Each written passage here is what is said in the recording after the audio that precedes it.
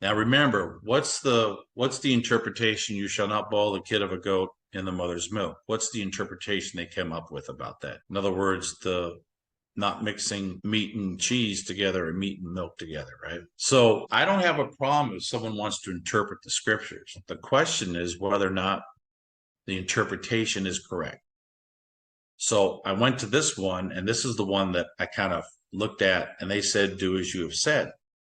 So Abraham hurried into the tent to Sarah and said, quickly make ready 3 measures of fine meal, knead it, and make cakes. And Abraham ran to the herd, took a tender and good calf, and gave it to a young man, and he hastened to prepare it.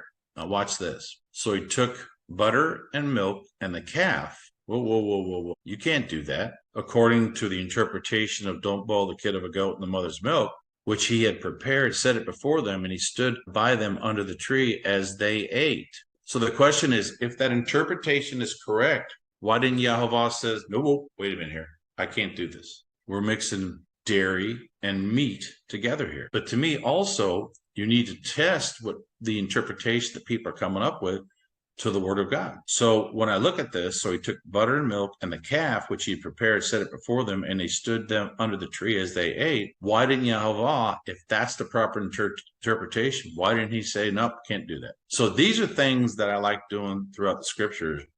I don't mind someone's interpretation, but does it line up with the word?